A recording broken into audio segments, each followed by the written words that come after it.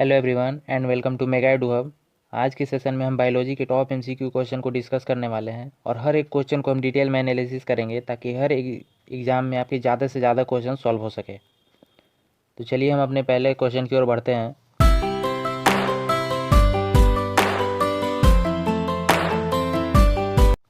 हमारा पहला सवाल है, the scientific study of a cell is called. कोशिका के वैज्ञानिक अध्ययन को क्या कहते हैं? तो इसका सही जवाब है साइटोलॉजी। अगर हम कोशिका यानी सेल को अगर डिटेल में एनालिसिस करके अगर किसी हम बीमारी का पता करते हैं यानी या फिर स्टडी के लिए भी उसका यूज करते हैं तो उसे हम साइटोलॉजी कहते हैं। साइटोलॉजी एक पैथोलॉजी का ही ब्रांच है। अगला सवाल है, study of a tissue is called. Tissue को हम ऊतक भी कहते हैं। ऊतक के अध्ययन को क्या कहा जाता है? तो ऊतक के अध्ययन को हम हिस्टोलॉजी यानी ऊतक विज्ञान कहते हैं। अगला सवाल है, what is the approximate value of pH of human blood. मानव रक्त के पीएच का अनुमानित मान क्या है? तो हमारे ह्यूमन ब्लड का जो पीएच वैल्यू है वो 7.4 तक आता है, यानी हमारे ह्यूमन ब्लड का पीएच वैल्यू 7.4 है। और अगर इससे कम हो जाता है तो ये अगर 7 से अगर कम है हमारा पीएच वैल्यू तो आप कह सकते हैं कि उसका ब्लड थोड़ा सा एसिडिक हो गया है। और अगर 7.4 से ज़्यादा है तो वो ज़्यादा बेसिक हो गया है। तो अगर ये कम या ज़्यादा होता है तो इससे हम व्यक्ति के बीमारी का पता कर सकते हैं। जैसे कि अगर किसी को डायबिटीज़ है या फिर दमा है, किडनी या फेफड़े से जुड़ी किसी भी बीमारी में अगर आपका पीएच वैल्यू इधर उधर होता है कम या ज़्यादा तो उससे हम बीमारी का पता भी कर सकते हैं।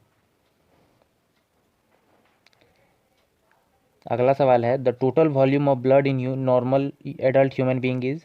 एक सामान्य वयस्क मानव में रक्त की कुल मात्रा कितनी होती है? तो एक एडल्ट ह्यूमन बीइंग में कुल 5 से 6 लीटर तक टोटल ब्लड होता है और ये हमारे वज़न का केवल 7% होता है। तो आप कह सकते हैं कि हमारा जितना भी वज़न है उसका केवल 7% हमारा ब्लड होता है। अगला सवाल है, which is the largest gland in human body. मानव शरीर की सबसे बड़ी ग्रंथि कौन है? तो ह्यूमन बॉडी की सबसे बड़ी जो ग्लैंड है वो है हमारा लीवर। लीवर मानव शरीर की सबसे बड़ी ग्रंथि है और ये हमारे डाइजेस्टिव सिस्टम का एक बहुत ही इम्पोर्टेंट अंग है और ये हमेशा पेट के दाईं ओर होता है। अगला सवाल है, which is the smallest gland in human body. मानव शरीर की सबसे छोटी ग्रंथि कौन है? बड़ी ग्रंथि की बात की जाए तो वो है हमारा लीवर, लेकिन अगर हम छोटी की बात करें तो मस्तिष्क के केंद्र में यानी हमारे सर के केंद्र में एक होता है पीनियल ग्लैंड जो बहुत ही छोटी ग्रंथि होती है और जिसकी लंबाई केवल 5 से 8 मिलीमीटर तक होती है। और ये ग्रंथि और ये ग्लैंड मेलाटोनिन और सेरोटोनिन नाम के 2 हार्मोन रिलीज करती है जो आपके नींद के लिए जिम्मेदार होती है। तो हमारे शरीर की सबसे छोटी ग्रंथि है पीनियल ग्लैंड और ये हमेशा हमारे सर के सेंटर में मौजूद होती है। अगला सवाल है, which mosquitoes carries the parasite of malaria. कौन सा मच्छर मलेरिया के परजीवी का वहन करता है? सही जवाब है मादा एनोफेलस यानी फीमेल एनोफेलस मलेरिया के परजीवी का वहन करता है और मलेरिया प्लाज्मोडियम परजीवी के कारण होता है। तो हम कह सकते हैं कि फीमेल एनोफिलस हमारे बॉडी में प्लाज्मोडियम नाम के एक बैक्टीरिया या पैरासाइट को हमारे शरीर में डालती है जिसके कारण से हमें मलेरिया हो जाता है। अगला सवाल है, which of the following is produce from the pancreas. अग्न्याशय से क्या उत्पन्न होता है? तो इसका सही जवाब है इंसुलिन। अग्न्याशय यानी पेनक्रियाज से हमेशा इंसुलिन प्रोड्यूस होता है और इंसुलिन एक हार्मोन है जो कि शरीर के जो ग्लूकोज है उसको मतलब स्टोर करके रखता है और ज़रूरत पड़ने पर रिलीज करता है और इंसुलिन की कमी से हमेशा डायबिटीज़ रोग हो जाता है। अगला सवाल है, हु डिस्कवर्ड इंसुलिन। इंसुलिन की खोज किसने की? इंसुलिन की खोज की थी फ्रेडरिक बेटिंग ने।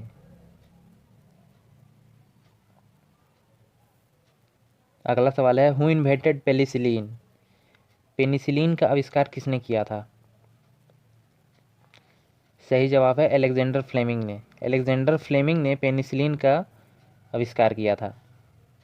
पेनिसिलिन एक प्रकार का एंटीबायोटिक है जिसका उपयोग हम जीवाणु संक्रमण के उपचार के लिए भी करते हैं।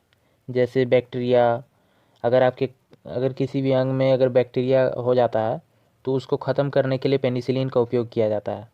ये बैक्टीरिया को दोबारा पनपने से रोकता है। अगला सवाल है, rotavirus vaccine is use to prevent which disease?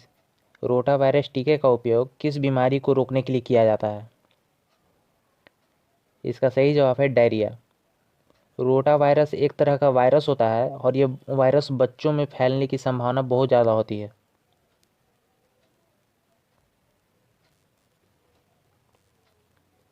अगला सवाल है, name the scientist who discover bacteria? Bacteria का आविष्कार किसने या बैक्टीरिया की खोज किसने की थी? तो इसका सही जवाब है एवी लीवेनहॉक ने। एंटन वॉन लीवेनहॉक ने बैक्टीरिया की खोज की थी। अगला सवाल है, a specific function of light energy in the process of photosynthesis is to? प्रकाश संश्लेषण की प्रक्रिया में प्रकाश ऊर्जा का एक विशिष्ट कार्य क्या होता है? इसका सही जवाब है क्लोरोफिल को सक्रिय करना। प्रकाश संश्लेषण यानी फोटोसिंथेसिस के प्रक्रिया में लाइट एनर्जी एक विशिष्ट कार्य क्लोरोफिल को सक्रिय करना होता है। और फोटोसिंथेसिस क्या होता है? तो ये एक प्रोसेस है जिसके माध्यम से पौधे सूर्य के प्रकाश की उपस्थिति में पानी और कार्बन डाइऑक्साइड से पोषक तत्व को एब्जॉर्ब करते हैं। अगला सवाल है, who discovered the nucleus of a cell? कोशिका के केंद्रक की खोज किसने की थी? तो रॉबर्ट ब्राउन ने कोशिका की यानी सेल के न्यूक्लियस की खोज की थी। और ये खोज की थी 1831 में। अगला सवाल है, द फंक्शन ऑफ विटामिन के इज इन? विटामिन के कार्य क्या हैं? तो विटामिन के कार्य हैं रक्त का थक्का यानी ब्लड क्लॉटिंग। विटामिन के एक घुलनशील विटामिन है तथा रक्त का थक्का जमाने के लिए आवश्यक होता है। रक्त का थक्का यानी ब्लड क्लॉटिंग बनाना मनुष्य के लिए एक बहुत ही इम्पोर्टेंट प्रक्रिया है। अगर रक्त का थक्का न बने तो चोट लगने पर अधिक खून बहने की वजह से व्यक्ति की मृत्यु भी संभव हो जाती है। तो कभी कभी रक्त का थक्का बनना हमारे लिए बहुत ज़्यादा इम्पोर्टेंट हो जाता है। और विटामिन के का साइंटिफिक नेम क्या होता है? फिलोक्विनोन। तो ये भी कई बार एग्जाम में पूछा जा चुका है कि विटामिन के का साइंटिफिक नेम क्या है? तो फिलोक्विनोन विटामिन के का साइंटिफिक नेम है। The study of skeleton is known as? कंकाल के अध्ययन को क्या कहा जाता है? तो कंकाल के अध्ययन को हम ऑस्टियोलॉजी कहते हैं यानी अस्थि विज्ञान कहा जाता है। अगला सवाल है, द परसेंटेज ऑफ O2 यानी oxygen present in inhaled air in human is about? कह रहा है कि मानव में सांस लेने पर हवा में मौजूद ऑक्सीजन का लगभग कितना प्रतिशत है? यानी अगर हम सांस लेते हैं तो हमारे शरीर में कितना % ऑक्सीजन जाता है? तो इसका सही जवाब है 21%। 21% हमारे शरीर में ऑक्सीजन जाता है जब हम सांस लेते हैं। और हम 21% का कितना % रिलीज करते हैं? तो केवल 16% हम रिलीज करते हैं। जब हम सांस लेते हैं तो 21% तक ऑक्सीजन हम अपने शरीर में इनहेल करते हैं, लेकिन हम अगर सांस छोड़ते हैं तो केवल 16% छोड़ते हैं। अगला सवाल है, how many chromosome does a human cell contain? एक मानव कोशिका में कितने गुणसूत्र होते हैं? इसका सही जवाब है 46। एक मानव सेल में केवल 46 क्रोमोसोम होते हैं, जिसमें कि अगर आपसे पेयर पूछता है तो 23 पेयर हो जाते हैं। एक पेयर में 2, तो 23 को अगर हम डबल करते हैं तो 46। अगर आपसे पूछा जाता है कि कितने क्रोमोसोम होते हैं एक सेल में तो आप सीधे बोल सकते हैं 46। लेकिन अगर आपसे पेयर पूछता है कि कितने पेयर होते हैं एक सेल में क्रोमोसोम के, 23 पेयर, जिसमें कि आपके 22 पेयर जो है वो ऑटोसोम होते हैं और एक पेयर केवल 6 क्रोमोसोम होता है। अगला सवाल है, which part of cell is known as powerhouse? कोशिका के किस भाग को पावर हाउस के रूप में जाना जाता है? इसका सही जवाब है माइटोकॉन्ड्रिया। माइटोकॉन्ड्रिया को हम powerhouse of the cell कहते हैं, यानी सेल के पावर हाउस को रूप में हम माइटोकॉन्ड्रिया को कहते हैं। Which of the following is called suicidal bag of the cell. निम्नलिखित में किसे कोशिका का आत्मघाती बैग भी कहा जाता है? तो इसका सही जवाब है लाइसोसोम। लाइसोसोम को हम suicidal bag of the cell कहते हैं, तो याद रखिएगा, suicidal bag of the cell हम लाइसोसोम को कहते हैं। Which of the following is the largest bone in the human body. निम्न में कौन सी मानव शरीर की सबसे बड़ी हड्डी है? तो इसका सही जवाब है फीमर, यानी जांघ की हड्डी मानव शरीर की सबसे बड़ी हड्डी होती है और ये हमारे शरीर के जांघ में मिलती है और इसकी लंबाई 19 से या 20 इंच तक हो सकती है। 19 से 20 इंच तक इसकी लंबाई होती है। अगला सवाल है which of the following is the smallest bone in the human body. मानव शरीर की सबसे छोटी हड्डी कौन सी होती है? तो मानव शरीर की सबसे छोटी हड्डी होती है स्टेपीज और ये सबसे छोटी और हल्की हड्डी होती है और इसकी लंबाई केवल 11 इंच होती है और ये हमारे कान के बीच में मौजूद होता है।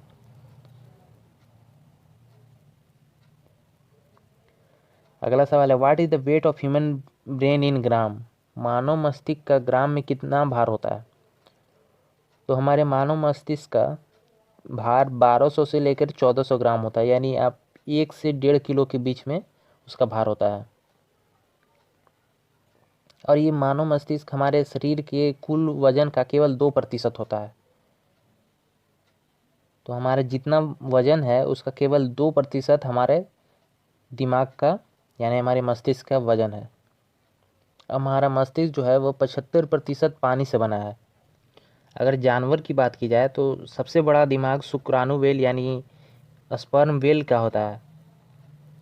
ह्यूमन का जो ब्रेन है वो अपने जब जन्म लेता है व्यक्ति तो उसके पहले ही साल वो अपने आकार से 3 गुना तक बढ़ सकता है और ये तब तक बढ़ता रहता है जब तक कि आप 18 वर्ष तक के नहीं हो जाते।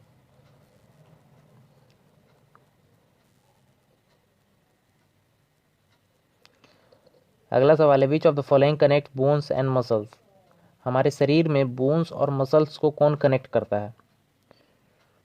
तो टेंडन जो है वो हमारे बोन को मसल्स से कनेक्ट करता है, यानी बोन्स और मसल्स को कौन बांध के रखता है? वो है टेंडन। अगला सवाल है which of the following key to connect bones with bones. और अगर हड्डी को हड्डी से अगर जोड़ने की बात है तो वो कौन करके रखता है? लिगामेंट। लिगामेंट हमारे 2 हड्डियों को जोड़ कर रखता है आपस में। Sleeping sickness is caused bye. नींद की बीमारी का क्या कारण है? तो नींद की बीमारी का कारण होता है ट्रैपेनसोमा। ट्रैपेनसोमा हमारे नींद की बीमारी का कारण होता है। ये ज़्यादातर अफ्रीकी देशों में होता है और ये बीमारी मक्खियों के काटने से होता है, जिसमें क्या है दिमाग सूज जाता है और व्यक्ति को अक्सर बुखार, सिर दर्द और ठीक से नींद न आने जैसी शिकायतें होती रहती है। अगर इलाज न मिले तो ये जानलेवा भी साबित हो जाता है, इसलिए इस बीमारी को स्लीपिंग सिकनेस नाम दिया गया है। अगला सवाल है the process of blood clotting is called. रक्त के थक्के जमने की प्रक्रिया को क्या कहा जाता है? तो रक्त के थक्के जमने की प्रक्रिया को कोगुलेशन या स्कंदन कहा जाता है और ये वह प्रक्रिया है जिसमें कि रक्त लिक्विड से थोड़ा जेल के फॉर्म में चला जाता है और यह रक्त को बहने से रोक लेता है। अगर आप कहीं आपका हाथ कट जाए या कुछ हो जाए तो कुछ देर के बाद वहाँ पर खून बहना बंद हो जाता है, क्योंकि वहाँ पर ब्लड क्लॉट हो जाता है जिससे कि वो लिक्विड से जेल के फॉर्म में आ जाता है और वो ब्लड को बहने से रोक देता है। अगला सवाल है in which part of our body RBC is form. हमारे शरीर के किस अंग में लाल रक्त कोशिका बनती है? तो हमारे बोन मैरो में यानी अस्थि मज्जा में आरबीसी का निर्माण होता है।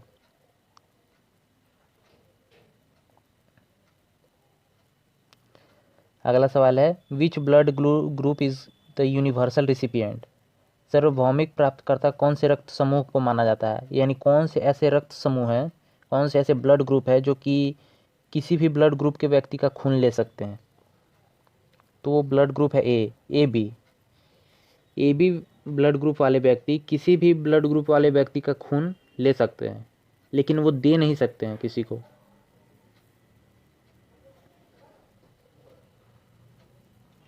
अगला सवाल है, which is the most abundant element in the human body. मानव शरीर में सबसे प्रचुर तत्व कौन सा है? तो मानव शरीर में सबसे प्रचुर तत्व ऑक्सीजन है, और ये हमारे शरीर के वजन का 65% तक ऑक्सीजन हमारे शरीर में होता है। और मानव शरीर में कार्बन दूसरा सबसे ज़्यादा एबंडेंट एलिमेंट है।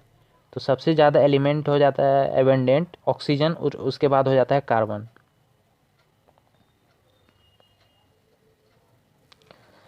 अगला सवाल है, which of the following antibiotic was the first one to be discovered. निम्नलिखित में कौन सी एंटीबायोटिक सबसे पहले खोजी गई थी? तो दुनिया की पहली एंटीबायोटिक मेडिसिन पेनिसिलिन की खोज 28 सितंबर 1928 को हुई थी, और यह खोज नोबेल विजेता साइंटिस्ट अलेक्जेंडर फ्लेमिंग ने की थी। तो पेनिसिलिन वो पहला एंटीबायोटिक है जिसकी सबसे पहले खोज की गई थी, और किसने खोज की थी? तो अलेक्जेंडर फ्लेमिंग ने की थी।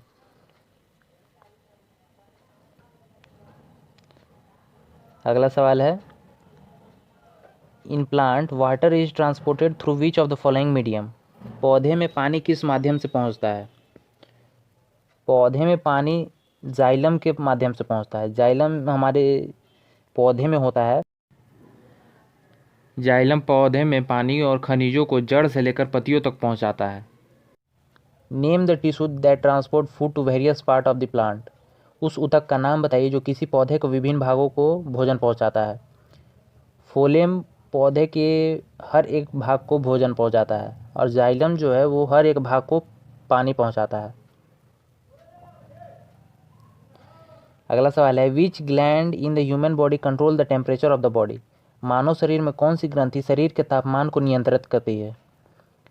सही जवाब है हाइपोथैलेमस ग्लैंड। हाइपोथैलेमस ग्लैंड हमारे बॉडी का जो टेम्परेचर है उसको मेंटेन करके रखता है। और ये कहाँ स्थित होता है? तो ये हमारे मस्तिष्क में स्थित होता है, यानी हमारे ब्रेन के बीचों बीच हाइपोथैलेमस ग्लैंड होता है जो कि हमारे बॉडी के टेम्परेचर को कंट्रोल करता है। अगला सवाल है, which metal is present in insulin. Insulin में कौन सी धातु पाई जाती है? इंसुलिन में जिंक पाई जाती है। अगला सवाल है, normally how many times the human beat in 1 minute. सामान्यतः मानव हृदय 1 मिनट में कितनी बार धड़कता है? तो मानव हृदय 1 मिनट में करीब करीब 72 बार धड़कता है। अगला सवाल है, white colour of milk is due to presence of. दूध का सफ़ेद रंग किसकी उपस्थिति के कारण होता है? दूध का जो सफ़ेद रंग है वो कैसीन नाम के एक प्रोटीन या केमिकल की वजह से होता है। और अगर येलो कलर की बात की जाए तो दूध का जो येलो कलर भी होता है तो वो किस कारण से होता है? तो वो कैरोटीन नाम के केमिकल या प्रोटीन की वजह से होता है। अगला सवाल है, food wrapped in newspaper is likely to get contaminated with. अखबार में लिपटा खाना निम्न में से किसे दूषित हो जाता है? तो अगर हम किसी खाने को अखबार में लपेटते हैं तो वो हम उसे लेड से कंटामिनेट कर देते हैं, इसलिए कभी भी अखबार से खाना नहीं खाना चाहिए। क्योंकि अखबार का जो इंक होता है उसमें लेड पाया जाता है, और लेड हमारे शरीर के लिए बहुत ही ज़्यादा नुकसान हो जाता है। अगला सवाल है, which of the following test help in diagnosis of cancer. निम्नलिखित में से कौन सा परीक्षण कैंसर की पहचान में मदद करता है? तो कैंसर की पहचान करने के लिए हमेशा बायोप्सी टेस्ट का प्रयोग किया जाता है। अगला सवाल है, in the human body nails are made up of. मानव शरीर में नाखून किससे बने होते हैं? तो मानव शरीर के नाखून केराटिन से बने होते हैं।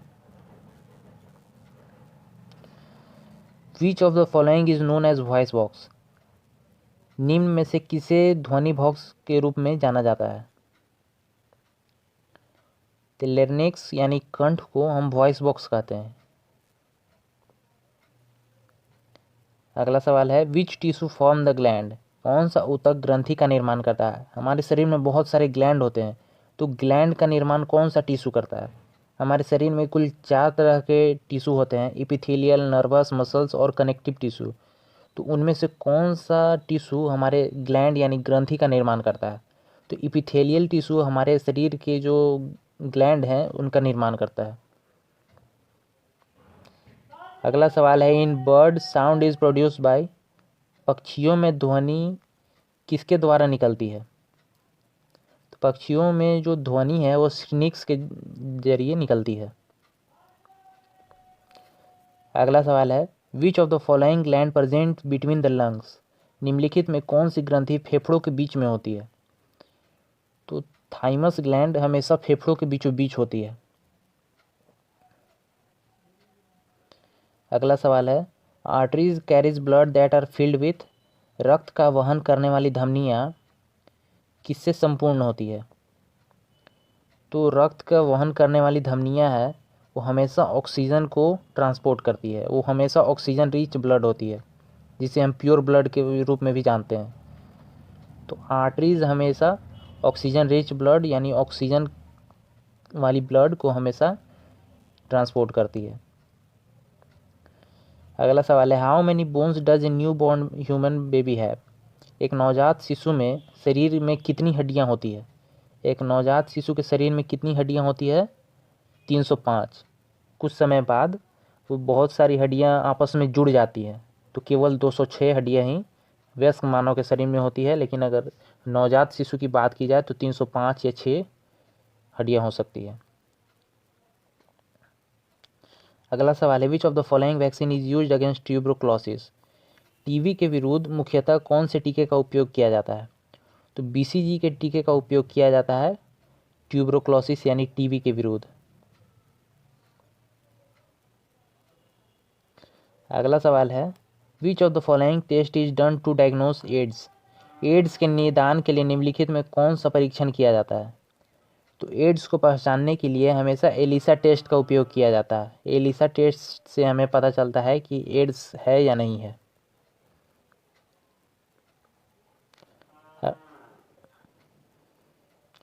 अगला सवाल है, minimum distance of clear vision for normal human. सामान्य आँखों के लिए स्पष्ट दृष्टि की न्यूनतम दूरी कितनी होती है? तो हम ज़्यादा से ज़्यादा 25 सेंटीमीटर से लेकर इन्फिनिटी तक के व्यक्ति को हम देख सकते हैं, वस्तु को, लेकिन 25 सेंटीमीटर से कम की दृष्टि से हम किसी भी चीज़ को नहीं, साफ दृष्टि से नहीं देख पाते हैं। तो 25 सेंटीमीटर से लेकर इन्फिनिटी तक हमारा विज़न होता है, लेकिन 25 सेंटीमीटर से कम हम किसी भी चीज़ को नहीं देख पाते हैं क्लियरली। तो आज के सेशन में बस इतना ही। अगर आपको ये सेशन पसंद आया तो लाइक शेयर सब्सक्राइब जरूर करें। Thank you.